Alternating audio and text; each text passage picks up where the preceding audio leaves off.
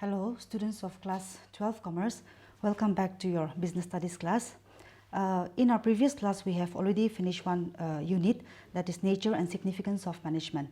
So today we will take up a new chapter, okay, a new unit from part B section, that is financial management. Okay, so by the name of the chapter itself, you know that we are going to study about finance, isn't it? So financial management, okay.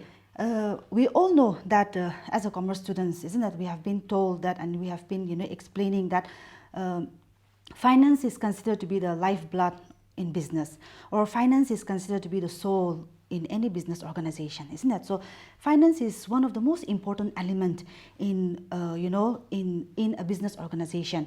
Right from the finance is required in every stages, okay, right from the establishment to running the organization, or procurement of assets, or investing in some other projects, okay. So finance is required in so many different stages, and so today we will study that availability of sufficient fund, okay. Availability of sufficient fund is very essential for the growth and development and survival of the business. So here I have written the concept, one meaning for financial management, that is financial management means management of flow of funds and involve decisions relating to procurement of funds, investing of funds, and distributions of earning to the owners. Okay, so again I will repeat once again. Financial management means management of flow of funds, isn't it? And it involves decisions, okay, decisions relating to procurement of funds, investing of funds, and distributions of earnings to the owners. I will try to explain the underlying points. When we say flow of funds, what comes to your mind? When I say flow of funds means inflow and outflow of cash, isn't it? So in a business organization, when we buy raw materials, that means money is going outside, money is going out. So that is outflow of fund. When we sell goods, isn't it? That means money is coming inside. That is termed as inflow of fund.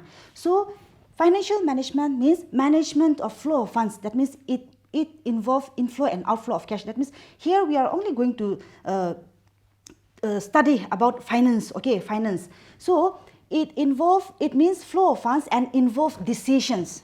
Now as a entrepreneur, okay, one has to make a decision, important decisions regarding this finance, okay. So decisions relating to, the first one is procurement of funds. Now what does this procurement of funds? Like for example, in an organization, we require raw materials, isn't it? We purchase raw materials, yes or no? So purchase of any product for that a business may require, okay, or maybe it can be said as like again forecasting the future requirement of a project. That means in an organization we buy raw materials, isn't it? We procure raw materials. So when we are purchasing raw materials, one have to keep in mind that we are not purchasing excess of raw material. When we purchase excess of raw material, that means it has incurred costs, isn't it? Yes or no? Expenditure, yes or no? That's why one has to be very careful in how much quantity of raw materials or any product, okay, that a company is purchasing. So that is referred to decisions relating to procurement of funds. Then the second one is again decisions relating to investing of funds. Now again, in an organization, see, the organization, the organization starts growing. When the organization starts growing, the businessman tries to invest, their business, isn't it, to other projects, or maybe try to expand their business. So when they are expanding, okay, he will have to invest in some, projects. That's why investment of funds means choosing, okay, from alternative, choosing the assets where to put my fund, okay. So that is related to investing of funds. Then the third one is decisions relating to distributions of earning to the owners. Now again, distributions of earnings to the owners. Now as I was telling you, as the organization become bigger and bigger, like it, nowadays it is like, it's not that 5 or 10 people is running a company, isn't it? It requires hundreds and thousands of people who are running the organization. So all those people, okay, all those, people who have invested in a company is called investors, or can be termed as shareholders. Even I can invest if I have money. Even you can invest if you have money. Okay, so investors means what? The one who invests in one company. So everybody becomes the co-owner of that company, isn't it? So what happens is that the businessman, the business entrepreneur, what the company will do is that they will try to distribute the profits among the shareholders. Okay, so here in financial term, when earnings are being, or profits are being distributed to shareholders, we term that as dividend. Okay, dividend. So please do not get confused with dividend. When I say dividend, it is referring to profits. Now the owners, okay, the co-owners, that is the shareholders, require, is expecting some return from that investment, isn't it? So for example, I have invested 20% of shares in one company. That means what? While distributing the dividend, I will get 20% of my share. Okay, so that it means that one, distributions of earning to the owners. Okay, so this is one, simple meaning, okay, or concept of financial management. Financial management means flow of funds and involve decisions relating to procurement of funds, investing of funds, and distributions of earnings to the owners. So that is one concept. Again, another concept is like, when we say financial management, we know that financial means we are referring it to capital, isn't it? Fund invested in business, isn't it? When we say again management, now management means we have already finished one chapter of management, introductions of management, isn't it? So see, management helps an organization to achieve goals. Yes or no? That's why we have also studied the functions of management. What is the first primary functions of management? Yes, planning, isn't it?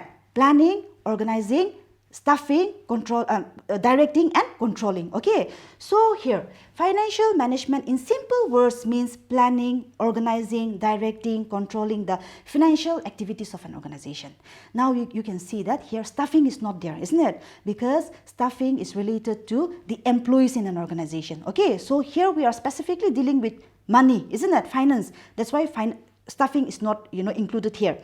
Financial management in simple words mean planning, organizing, directing, controlling the financial activities of an organization. That is also one concept. Then another one is again, financial management is concerned with efficient acquisition and usage of finance. When we say acquisition means what? When one company purchase most of the shares, okay, most of the other shares of that company, or try to gain control of that company, that is termed as acquisition, isn't it? You all know. So management is concerned with efficient acquisition and proper utilizations of fund. So financial management aims at reducing the cost of acquiring funds. Reducing the cost of acquiring funds. That means in every business organization there is an expenditure, isn't it? So it tries to reduce that expenditure. Okay, keeping the risks under control. Risks is everywhere, present everywhere. We cannot just escape from risks, isn't it? But to some extent, we can control. Okay, financial management helps to keep risks under control, ensuring availability of funds whenever needed. That means a company should have sufficient fund to run the business without any disturbance, run the business smoothly. Okay, so availability of funds should be there, and effective investment of such funds without any wastage. That means to make a proper investment, okay, investment, where the company wants to invest their fund without any wastage. So these are some of the concept, okay, or meaning of financial management. Now coming to the objectives of financial management. Okay, objectives of financial management. Now, one of the primary objectives of financial management is to maximize the shareholders' wealth. Okay, maximizing the shareholders' wealth. Okay, maximizing the shareholders' wealth.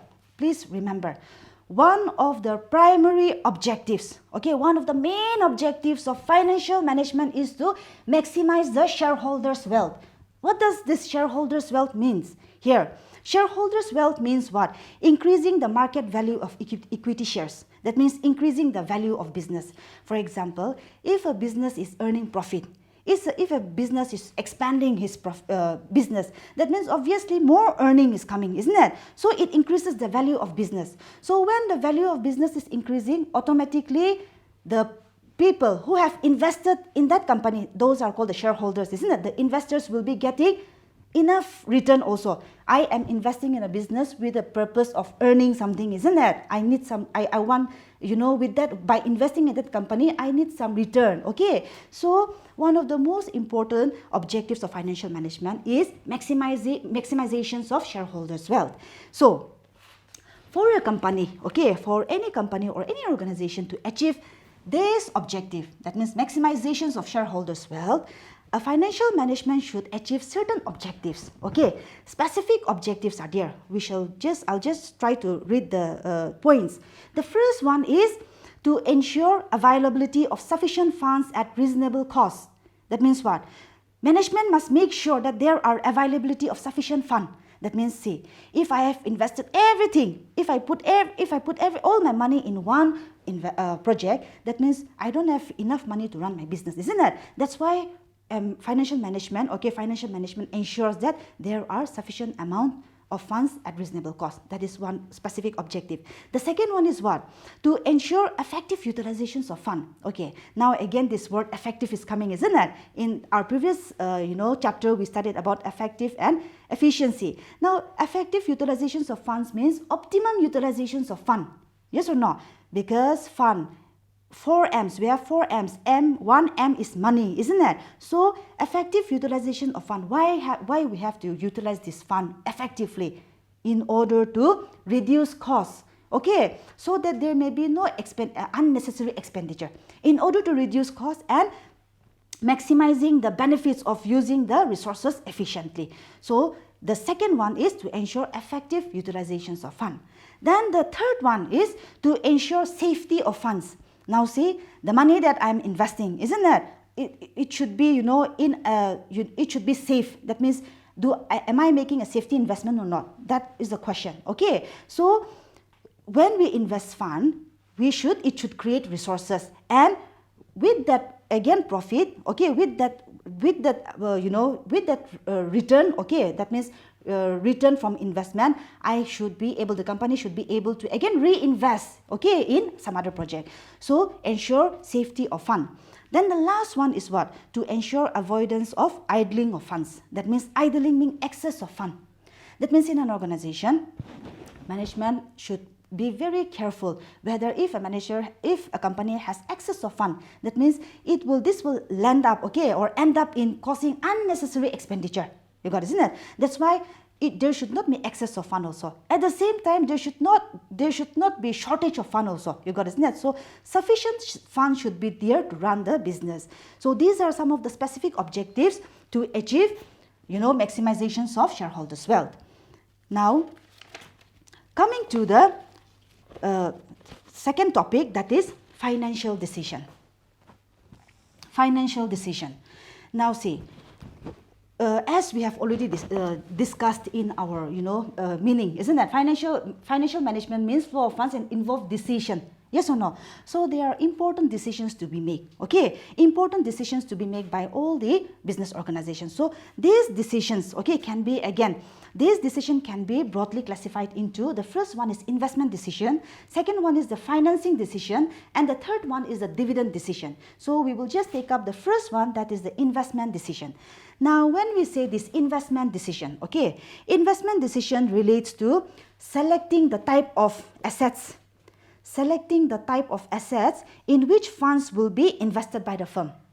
That means selecting the type of assets in which the fund will be invested by the firm means there are so many alternatives. So a businessman should decide where he wants to put his money, isn't it? That is investment decision. Now investment decision can be again classified into a long-term investment and a short-term investment. Okay, so long-term investment can also be called as capital budgeting decision, and short-term investment is also known as working capital decision. So please do not get confused. Okay, long-term investment means capital budgeting, short-term means working capital. Now let us see what are these long-term investment or capital budgeting decision. long-term investment or capital budgeting decision means decision involve committing the finance for a long-term basis.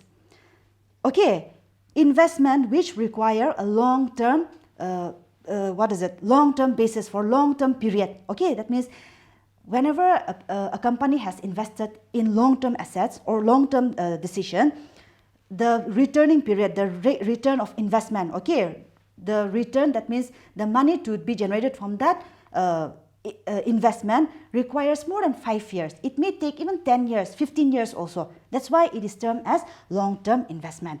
Now, some of the examples of long-term investments are purchase of new machinery, okay, or investment in new assets, or investment in research and technology, or maybe like opening a new branch. These are some of the examples of investment in long-term investment. Now, investment of this type of decision, these decisions are very, very crucial for a company. Why? Because it involves a huge amount of money. Okay, investment in such kind of assets involve huge amount, and once the company has decided to invest, isn't it?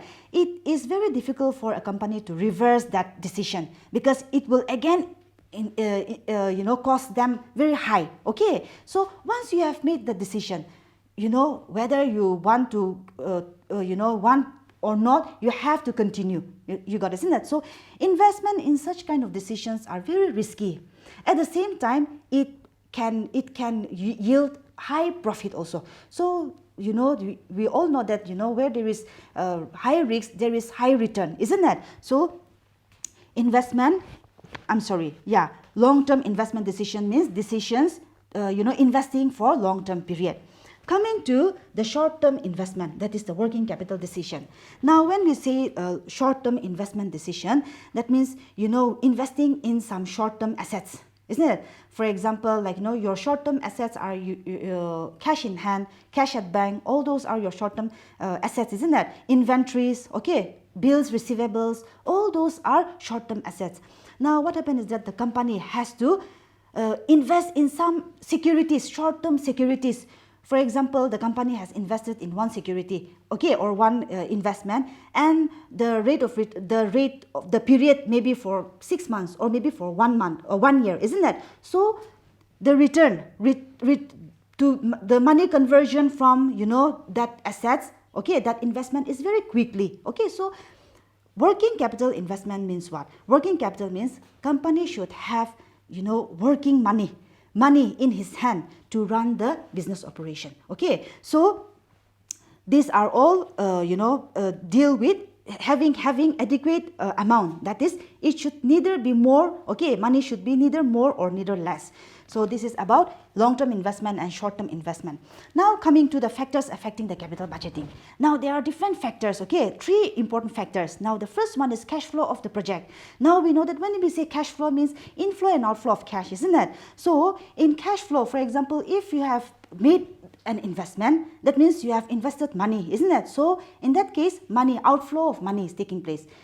To generate that from that return, okay, that is called inflow, isn't it? So the time period, okay, the time period for inflow and outflow of cash is very long, okay, because I told you that investment in long-term assets needs a long period of time, isn't it? That's why cash flow of the project is also one important factors affecting capital budgeting decision.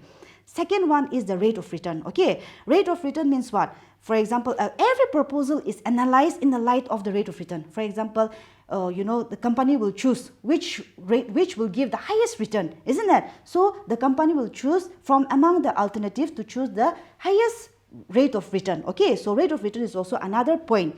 The third one is investment criteria involved. Now, capital budgeting decisions depend upon number of calculation. It doesn't mean that you have already decided to invest that you will go about. It's not like that. Okay, so it involves lots of calculation. So a number of capital budgeting techniques are there to evaluate the investment proposal. For example, like payback period method is there, or rate of returns are there. Okay, so based on these 3 important points, a company should or a business should know whether he will invest in that assets or not. Okay, so with this we have come to the end of today's class. In our next class we will take up this financing decision and dividend decision. Okay, thank you.